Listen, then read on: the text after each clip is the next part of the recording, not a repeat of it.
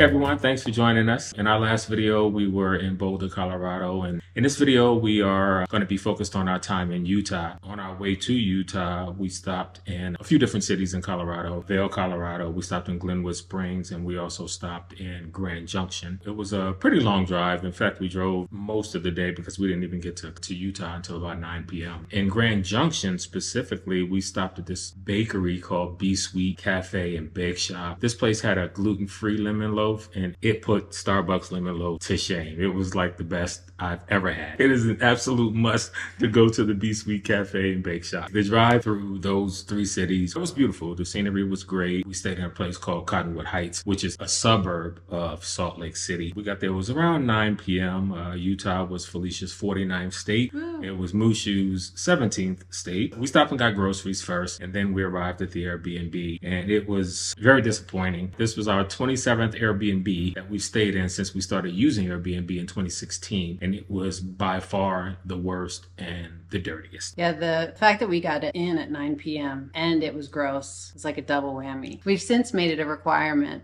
to check into our accommodations early enough and in the daylight hours so that if we have to make a change, we have time, because the place was gross. And I'm a bit of a clean fanatic. This was beyond. I can handle dust and little things here and there. The counters had crumbs, the floors were dirty, not to mention the bathroom mats were covered in ants, which was horrific. It's a full day of driving. We were tired, sat and talked about should we get a hotel, what we're gonna do, but we had already reserved this Airbnb for 3 weeks. When we figured it all out, we decided we needed to sleep. We messaged the host and said that there were some issues. We took pictures of everything and videos. I put the mats with the ants outside. I washed the bedding. So it took about 3 hours.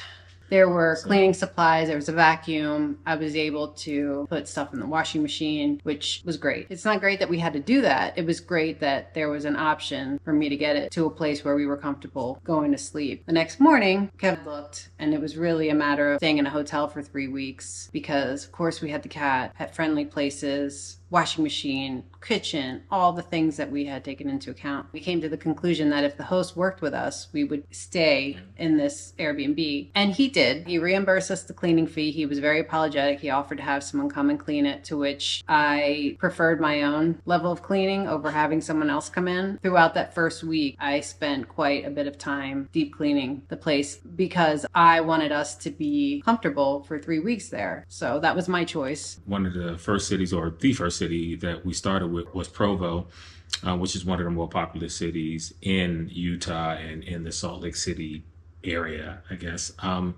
But on our way to Provo, we decided to stop at the Utah Valley University in a city called Orem, Utah. They have a permanent stained glass display at the library, which is called the Ira Fulton Library on campus. The display is called The Roots of Knowledge, and it has over 40,000 pieces of stained glass. It depicts the view of humankind's creativity, quest for knowledge, and it goes all the way back to pretty much the beginning of time. You can see Joan of Arc, and it shows the printing press when it was created, and all these other things.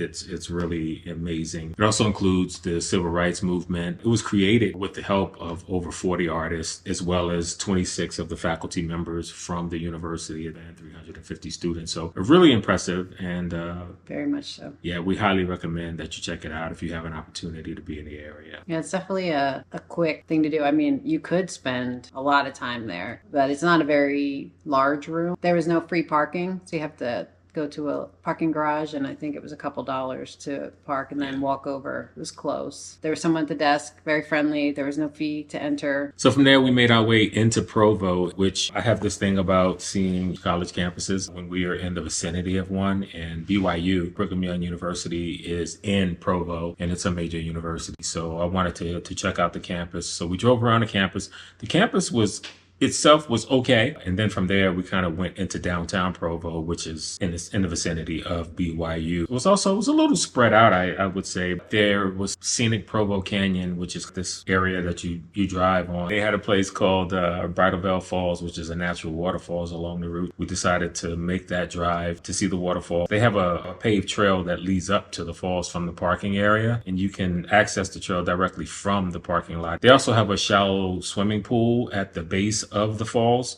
Provo also had some other nice areas. One of the areas we stopped in had a place in it called Moon's Rare Books, and indicative of the name, they had a lot of extremely rare books, to include Charles Dickens' personal copy of A Tale of Two Cities. They also have artifacts and pop culture movie props, the robes worn by Harry Potter characters. They also have the claws that were worn by Hugh Jackman in the Wolverine movies. A lot of different things. It seems more museum-ish than it does a bookstore. It's a great place, and we certainly recommend it as a visit. Additionally, in Provo, I found a couple of bakeries for us to check out. One was Ambrosial Bakery, which was gluten-free. So Kevin was able to have his choice of various delights. To make things a little more challenging, Moosh started having trouble walking as soon as we arrived in Utah. Like, he had been fine when we left Colorado. We rode in the car all day. He didn't seem unusual. But as soon as we put him down inside a place in Utah, he was struggling to walk. That same day, we contacted a local vet to take Mushu to get looked at. We got in right away. The veterinarian confirmed that what we had suspected, that he at some point had gone blind. They did x-rays, confirmed that he had severe arthritis in his back legs, which they figured that was why he was struggling to walk. And after an x-ray, they found a large mass in his stomach and liver. They recommended a biopsy so we could know what it was. The vet was pretty concerned about it though. So we scheduled the biopsy for the following week, and 5 days later, he passed. That was, it's still emotional and challenging. He was almost 16 years old. Felicia has had him since his birth, and I've been in his world for 12 years. That was a challenge, to say the least. It was hard to deal with. He's missed. We love him. We miss him. As we just explained, it happened very fast. Thankfully, we met some really great people in the area who helped us. And it took us a few days to kind of figure out what we were doing with ourselves, because he had been really a key factor in all of our planning for the whole year, as well as into 2025. 2 years of our lives had kind of been planned around him. So for him to not be there suddenly derailed us for a minute. We found ourselves wondering, well, what do we do now? We kind of felt like we were directionless. Yeah, and we certainly didn't want to continue sitting in that Airbnb. Not off to a great start in Cottonwood Heights. It was a beautiful area, but there wasn't a ton to do, so we had to find some things to kind of keep ourselves busy. And that ended up being food related. Not stress eating. Right. It was kind of our way of coping in the moment. Plus, again, there wasn't a lot of other things to do in the Cottonwood Heights area. We ended up going to a place called Via 313 Pizzeria, which was really good. We'd never heard of it, so we decided to just run in there and get, gluten-free. They had gluten-free pizza, so that was a good option to have. It was really good. We ended up finding a place called Rawtopia. Not the same day. Not the same day. This was just things around the area. Yeah. And Rawtopia was amazing. We ended up eating there twice, actually. That place is all gluten-free, very healthy choices. It was aligned with a raw diet, so they had a lot of menu items that were uncooked for the health benefit. Found a place called City Cakes and Cafe, which was also pretty amazing. Gluten-free. Desserts. Yeah. And Twisted Sugar. I think was like the last one. Again, not all in the same day, but they had gluten-free options, and the people were really nice there. But specifically a gluten-free lemon cookie for Kevin. Yes. Thank you, Kira. So after a few days of stress eating, we went on with our plan of seeing some more of Utah. Went down to Salt Lake City and wanted to check out that downtown area. And like has been the theme through every video that we've put out so far, construction was happening. So one of the highlights of visiting downtown Salt Lake City is the temple in the Temple Square, and it was under construction when we went. So we really couldn't see much of it. We noticed that a lot of the addresses were unique in Salt Lake City, even the address of the Airbnb. Apparently, it was created by the Mormons when they developed the city, and it's a grid pattern where the Temple Square in the middle of downtown is 0, and then everything increases by hundreds from that center square. So if you have an address like 210 East, 400 South, or 1511 South, 1500 East. The more I say it, the more I confuse myself.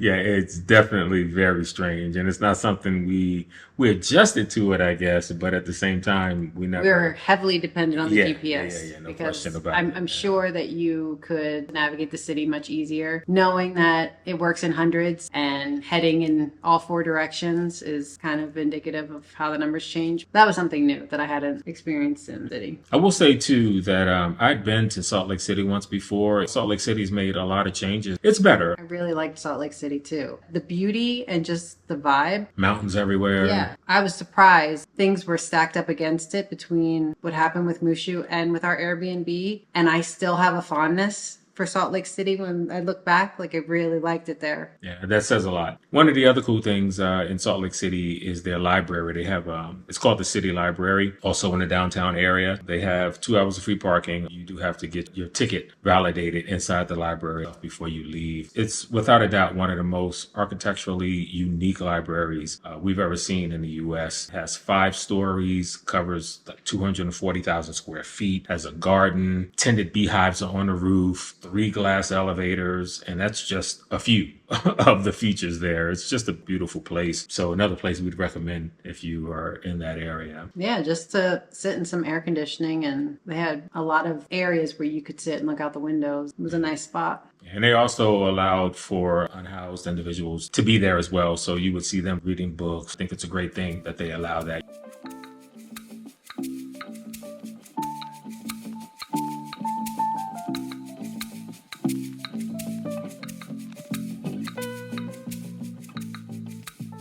If anybody's familiar with the Whole 30 program and the creator of it, Melissa Urban, she lives in Utah, and there's a place that she recommends called East Liberty Tap House. We decided to go there for lunch one day. It's in the 9th and 9th neighborhood, which is a really cool and eclectic neighborhood. The East Liberty Tap House itself was really good. We enjoyed that. They serve alcohol at this restaurant, and the laws in Utah are a bit different. Certainly not something we were used to, but they have to scan the IDs of every patron when you walk in. I'm guessing it's every restaurant maybe that serves alcohol in Salt Lake City. If you're not 21, you're not even allowed to be in the restaurant. It's not even a thing where you can be a parent bringing your kid to eat. They will not allow anyone to eat there who's not 21. There was a couple that walked up that had a baby in a stroller, and they were turned away. So we had a really good lunch, and then we decided we should walk it off a little bit. We walked the neighborhood, and it was really cute. I mean, maybe 3 or 4 blocks on either side of the street.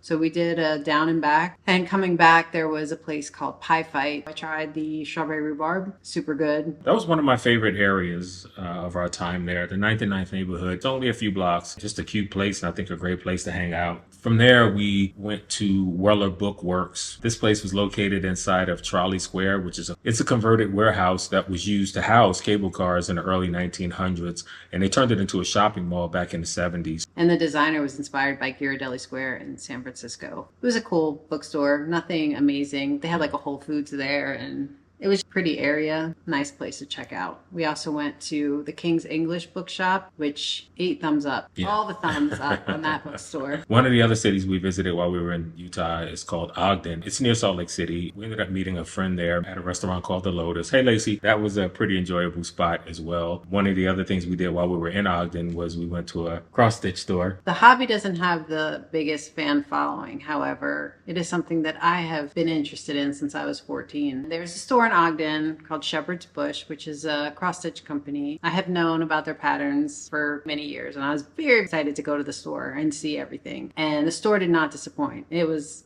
awesome for someone who's into cross stitch. However, I totally crashed and burned because it was very overwhelming. They had all their patterns. There were a lot of people in the store when we went the first time on a Saturday trying to see everything. And then we went back a second time, and I was committed to buying something. I'm going to get something because we're here. And I did not. I didn't know what to get. Still happy I got to see the store. If you happen to be into needle arts and you're in Ogden, definitely a good spot. The second time we were in Ogden, we had lunch there at a place called the Harp and Hound, which was pretty awesome as well. I had a simple burger, but it was really, really good. I had a pretzel the size of my head. Yeah, it was huge. And it was good. One of my favorite cities that we visited while we were in Utah was Park City. You may be familiar with it as it was one of the venues for the 2002 Winter Olympics. It's also probably even more popular for being where the Sundance Film Festival is hosted every year. Film Festival wasn't going on at the time we were there. Park City is in the Wasatch Mountains. Just a beautiful place. The historic center where we were, it doesn't run for a lot of miles, but kind of a narrow street, the main street there, really pretty with the mountains set in the background, and lots of restaurants, lots of shops and retail stores. And yeah, we drove in and we first drove to Guardsman Pass and did like a scenic overlook. Driving up through the Wasatch Mountains, the drive itself was really pretty, but getting up into the mountains themselves and being able to look out over Park City and some of the surrounding cities as well was just incredibly beautiful.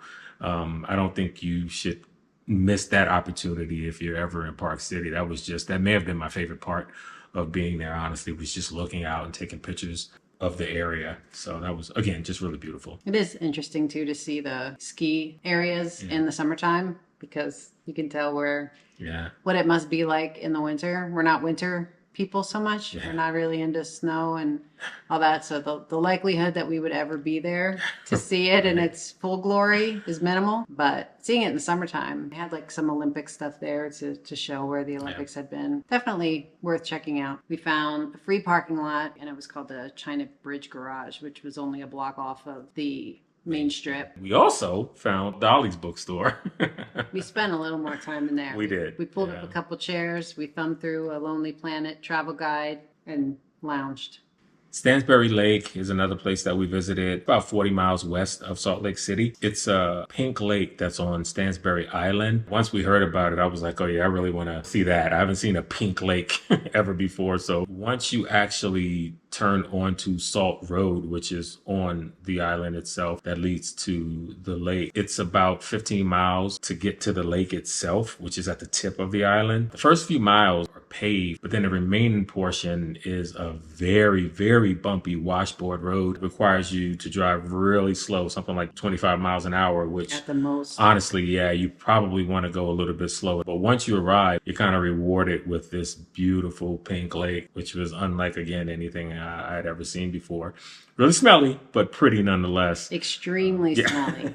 You really have to take the beauty with the stink. For as beautiful as it is, that's how bad it smells. Yeah, for sure. It's a very sulfuric odor that it's rough. The pink color there is attributed to a few different factors. The lake itself is separated from the rest of the Great Salt Lake, so the lack of fresh water that flows into it increases the salt concentrations there. And then secondly, the microalgae that thrive in that kind of environment contain a pink pigment, so that what gives the hue there. Also, there's this salt-loving bacteria that live in the lake, and that contains a rose-hued protein that converts the sun's light into energy. And so all of those things kind of contribute to giving it its pink color. But with that said, you can actually swim in it. The algae and the bacteria there are harmless, so people do swim. When we were there, when we first arrived, we were the only ones there. It's a little buggy. There were some flies. Yeah. There were some moving things around the edges. The terrain and the bumpiness to get out there was worth it. You're driving past all these very unique, it was almost like a salt farm. Yeah. You also have to be careful,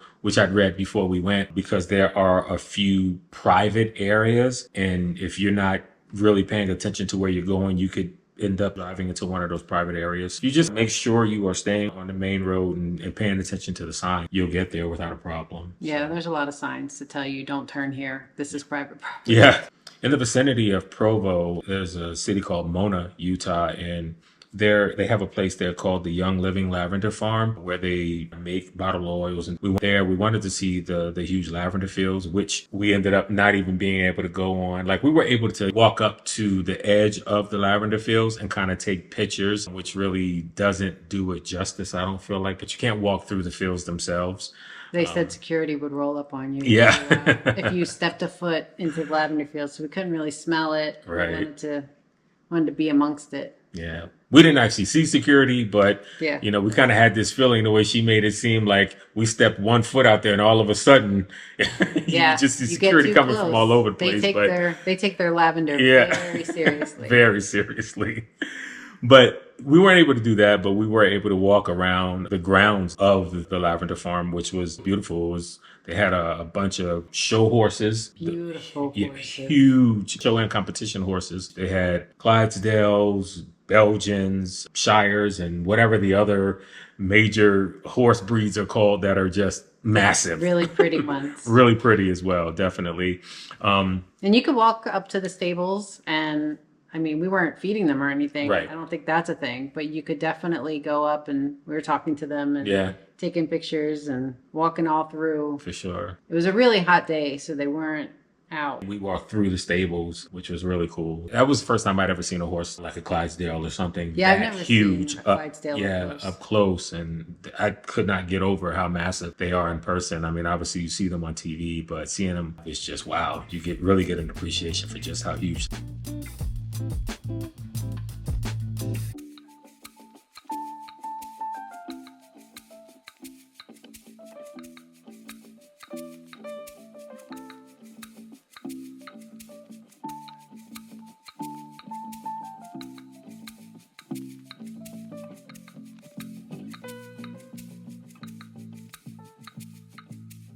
But yeah, we went into the store as well. We ended up buying a couple of things. They have the essential oils as well as other products that they sell. So that was a nice little visit. Yeah. And then in that same vicinity in Spanish Fork, Utah, there's a place called and forgive me if I mispronounce it, but I think it's called the Sri Sri Temple. It's the Sri Sri Radha Krishna Temple, which is really cool. You can see it, like if you're on a highway, you can see it sitting off in the distance, way up at the top of this hill. You really can't miss it. It's a Hindu temple that's dedicated to Radha Krishna. It's a 50-foot temple dome. It's got 108 spires, marble statues, all sorts of stuff. They have a 360-degree view of the Wasatch Mountains from there. They host meditations. They have weekly services, festivals, and all sorts of stuff that they do there. We also went inside where they have a gift shop as well as a vegan lunch buffet. We looked at it. We decided to not get anything, mostly because we weren't really sure. Yeah, they didn't mark in it. Yeah, they didn't mark the it, entrees with little cards or anything. Yeah. So we weren't sure what the food was. It was probably fine, but it looked really good. But again, we didn't good. want to risk having any sort of reaction based upon the ingredients. So we didn't indulge. it seemed like a very welcoming place. Anybody can eat there. You don't have to practice. And they had some llamas outside. Yes, I forgot So, about the llamas. Yeah.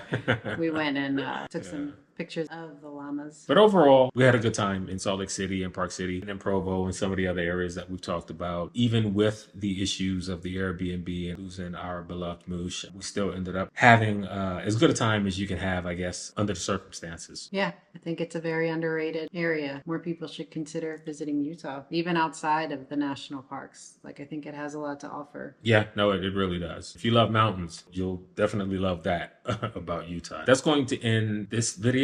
However, we do have another video from Utah talking about the national parks that we visited. So stay tuned for that, and we appreciate you joining us. Thank you.